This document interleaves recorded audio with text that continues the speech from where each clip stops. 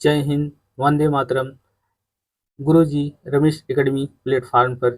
चलिए, आज आप लोग स्वस्थ होंगे, मस्त होंगे, अपनी पढ़ाई को बेहतर ढंग से करते होंगे। चलिए, आज शुरू करते हैं 30 मोस्ट इम्पोर्टेंट पीवाईक्यू को जो 2021 में पूछा गया था। तो 2021 की बात अगर किया जाए तो वह उसमें जो होता है 30 क्वेश्चन देखने को मिला था सीडीपी से, बाल विकास जिसे कहते हैं। ठीक है दोस्तों, तो आज हम पहले यह समझ लें कि इसमें क्या क्या पूछा जाता है, कितने नंबर का पूछा जाता है, उसी हिसाब से तैयारी करेंगे। तो यह समय रहता है 2.5 घंटा और 150 नंबर का। ठीक है, और इसमें 5 सब्जेक्ट आते हैं 1 to 5 हो। ठीक, 1 to 5 में अगर सीडीपी की बात किया जाए, अगर सीडीपी की बात किया जाए तो 30 नंबर देखने को मिलता है, चाहे 1 to 5 हो या 6 to 8 हो, दोनों में 30-30 नंबर को देखने को मिलेगा। तो सीडीपी में देखिए यहाँ पर 1 से 30 है यहाँ, और हिंदी 30 नंबर को, अंग्रेजी, संस्कृत, उर्दू में से 30 नंबर, और गणित में 30 नंबर, पर्यावरण 30 नंबर। इस प्रकार 5 जो होता है सब्जेक्ट होता है, 5 सब्जेक्ट में कुल मिलाकर 30 गुणे 30 अगर कर दिया जाए, 30 गुणे 5 तो हो जाएगा 150 आपका नंबर। ठीक है, तो यहाँ पर 30 क्वेश्चन 30 नंबर को पूछा जाता है, कोई नेगेटिव मार्किंग नहीं है, आप तुक्का लगा सकते हैं। चलिए स्टार्ट करते हैं। आप लोग जैसे कि आप यहाँ पर हम पेपर लेके आ गए हैं, तो यह मॉर्निंग का हुआ था 2021 में। ठीक है, चलिए आइए हम शुरू करते हैं। आपका सीडीपी का पहला क्वेश्चन आपका स्लाइड पर आ गया है। तो आपका पहला क्वेश्चन क्या है उसे हम पढ़ेंगे, और ठीक है उसे हल करेंगे। कोहलर, जो कोहलर महोदय थे हमारे, कोहलर महोदय क्या कह रहे थे, यहाँ पर देखिए। कोहलर निम्न में से किससे संबंधित है? कोहलर जो होता है किससे संबंधित है? पहला है अप्रेरणा के सिद्धांत से, अधिगम के सिद्धांत से, व्यक्तित्व के सिद्धांत से, विकास के सिद्धांत से। कोहलर महोदय हमारे संबंधित थे अधिगम के सिद्धांत से। तो आपका राइट आंसर बी दूसरा सही हो जाएगा। ठीक है दोस्तों, दूसरा सही हो जाएगा। ठीक, ऑप्शन नंबर 2 सही हो जाएगा। ठीक, चलिए आप लोग जो जो नए हैं तो अपने एक पेन और कॉपी जरूर लेके बैठें, और जो आपको टफ लगे वो क्वेश्चन नोट कर लिए। ठीक है, चलिए क्वेश्चन नंबर 2 देखते हैं। क्वेश्चन नंबर 2 क्या कह रहा है? मैकडूगल के अनुसार मूल प्रवृत्तियों की संख्या पूछी जा रही है, टोटल कितनी है?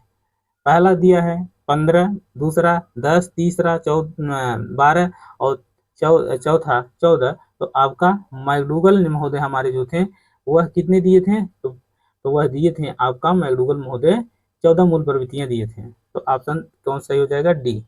ठीक, डी मतलब चौथा सही हो जाएगा।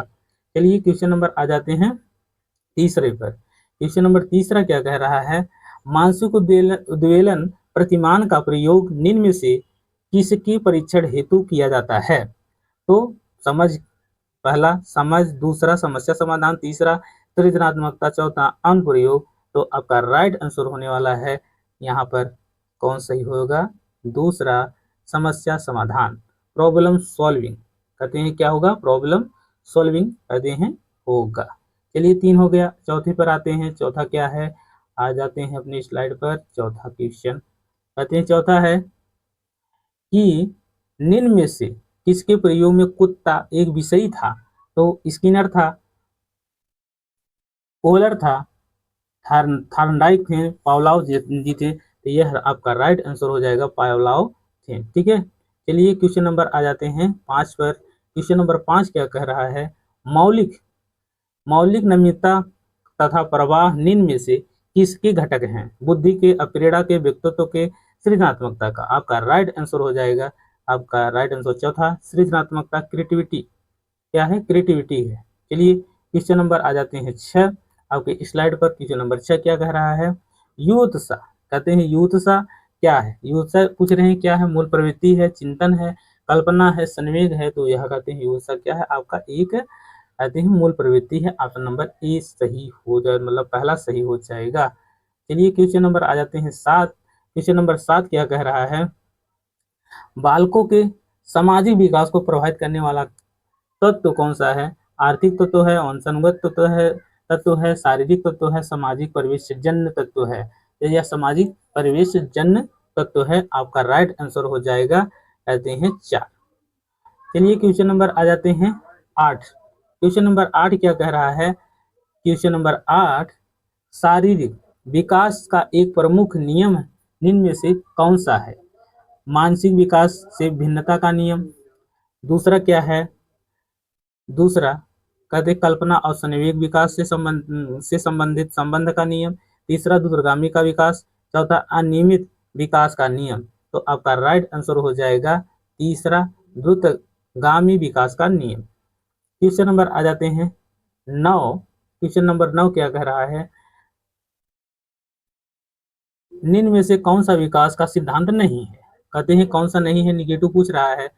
पहला है अनुकूलित प्रत्यावर्तन सिद्धांत। दूसरा समान प्रतिमान का सिद्धांत। तीसरा परस्पर संबंध का सिद्धांत। चौथा निरंतरता का सिद्धांत। आपका राइट आंसर हो जाएगा ऑप्शन नंबर पहला। पहला क्या है? अनुकूलित प्रत्यावर्तन का सिद्धांत। चलिए दोस्तों क्वेश्चन नंबर 10 देखते हैं। इसमें क्वेश्चन नंबर 10 कहाँ है? यहाँ पर देखिए। ठीक है, क्वेश्चन नंबर 10 कह रहे हैं विकास जो होता है, विकास के परिणाम स्वरूप नवीन विशेषताएं और नवीन योग्यताएं प्रकट होती हैं। यह कथन किसने दिया था? तो गेसेल ने दिया था, डगलस और होलैंड ने दिया था, मेरे दीथ ने दिया था, हरलाख ने दिया था। तो विकास और परिणाम का स्वरूप का किसने दिया था? क्वेश्चन नंबर कहते हैं 10 का राइट आंसर हो जाएगा 4, कहते हैं हरलाख महोदय ने दिया था। क्वेश्चन नंबर आ जाते हैं 11। 11 क्या है? पूर्व अनुभव के आधार पर संवेदना को अर्थ प्रदान करना कहलाता है। कल्पना, चिंतन, स्मृति, प्रत्यक्षीकरण। तो आपका राइट आंसर हो जाएगा कहते हैं क्वेश्चन नंबर 4, कहते हैं क्वेश्चन नंबर 11 का चौथा राइट आंसर हो जाएगा प्रत्यक्षीकरण। ठीक है, अब आते हैं क्वेश्चन नंबर 12 पर। सीखने में प्रयास और भूल के सिद्धांत का प्रतिपादन किसने किया? तो किसने किया? तो कोहलर महोदय ने किया था, गेस्टाल्ट ने किया था, थार्नडाइक महोदय ने किया था, पावलोव ने किया था। तो यहाँ पर कौन किया था? आते हैं थार्नडाइक महोदय ने किया था। ऑप्शन नंबर 12 का तीसरा सही हो जाएगा। चलिए क्वेश्चन नंबर आ जाते हैं 13। क्वेश्चन नंबर 13 क्या है? औसत बुद्धि जो होता है, औसत बुद्धि वाले बालकों का बुद्धि लब्धि स्तर होगा। कहते हैं बुद्धि लब्धि स्तर होगा। कहते हैं क्वेश्चन नंबर आपका राइट आंसर हो जाएगा 90 से 109 के बीच। क्वेश्चन नंबर आ जाते हैं 14। निम्न में से कौन सा तरल क्रिस्टलीय बुद्धि के प्रतिमान के प्रतिपादक थे? तो आपका राइट आंसर हो जाएगा एक टाइटल महोदय थे। ठीक है, चलिए क्वेश्चन नंबर आ जाते हैं अगले। क्वेश्चन नंबर अगला क्या है? 15। तो 15 है क्रिया प्रसूत अधिगम सिद्धांत का प्रतिपादन किया। कौन किया था? पहला हल, दूसरा स्किनर, तीसरा गार्टी ने किया था और चौथा थार्नडाइक महोदय ने किया था। आपका राइट आंसर हो जाएगा कहते हैं दूसरा, स्किनर ने किया था। अच्छे, चलते हैं अगले क्वेश्चन पर 16 पर। इसमें 16 देखते हैं। अगला यहाँ पर पूरा नहीं दिया गया है, यहाँ पर देखते हैं पूरा दिया गया है। Question number 16। क्वेश्चन नंबर 16 क्या कह रहा है? ब्लूम प्रिंट निम्न में से किसका महत्वपूर्ण घटक है? आप पहला है परीक्षण निर्माण से, दूसरा है परीक्षण अंकन से, तीसरा परीक्षण प्रशासन से और चौथा परीक्षण वैधता से। तो आपका राइट आंसर हो जाएगा पहला, कहते हैं परीक्षण निर्माण से।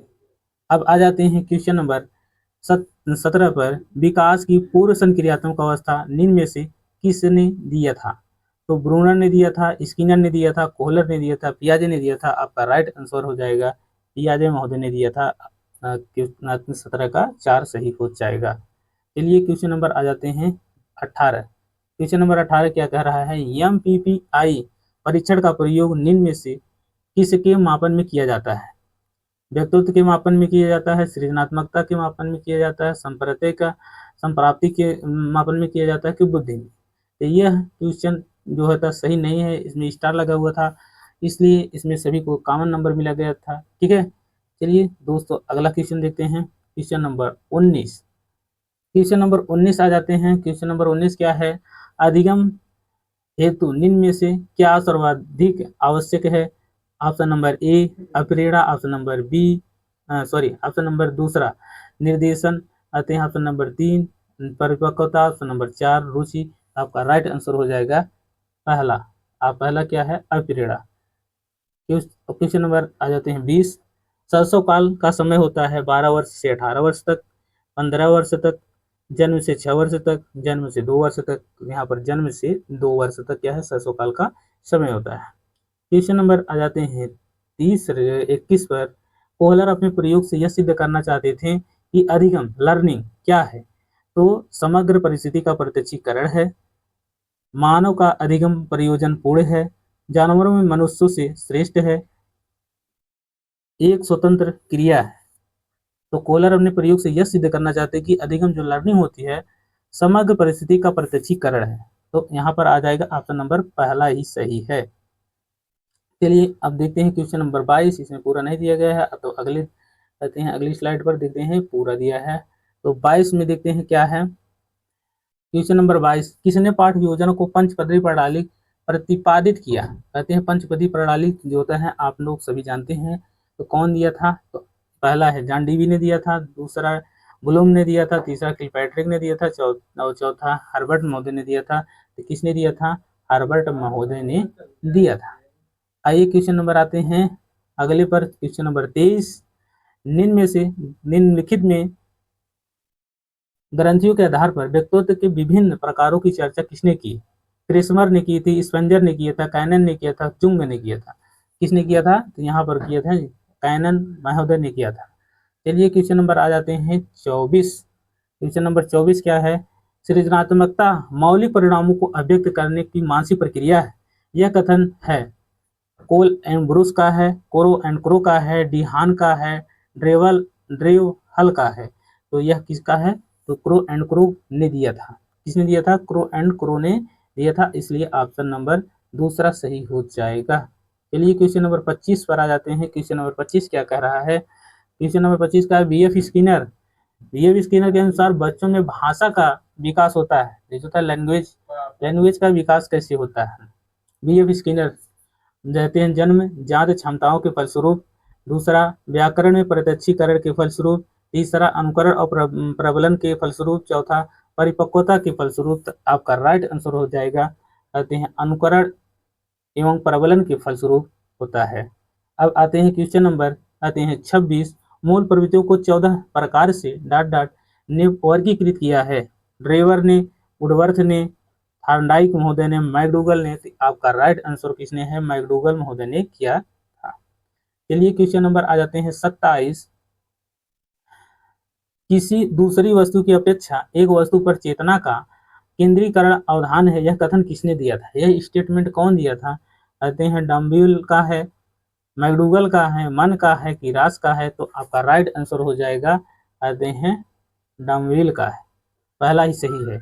चलिए क्वेश्चन नंबर अगले देखते हैं 28। इसमें पूरा नहीं है, तो अगली स्लाइड पर आ जाते हैं।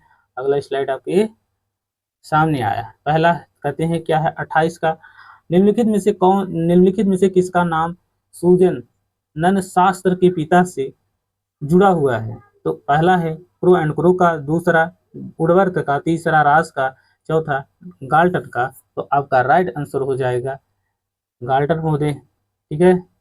चलिए क्वेश्चन नंबर अगला देखते हैं। क्वेश्चन नंबर 29, 12 वर्ष से 16 वर्ष के बालकों हेतु हिंदी में डॉक्टर एस जटोला ने कौन सा परीक्षण प्रतिपादित किया है।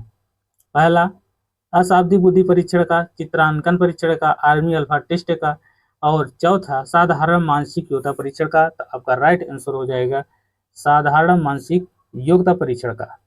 चलिए अगले क्वेश्चन पर आ जाते हैं। लास्ट है आपका कहते हैं सीडीपी का लास्ट क्वेश्चन है, कहते हैं 30, बुद्धि के द्विकारक सिद्धांत का प्रतिपादन किसने किया था। द्विकारक सिद्धांत का प्रतिपादन किसने किया था, पहला थॉर्नडाइक, दूसरा स्टर्न, तीसरा वर्नर और चौथा स्पीयरमैन ने।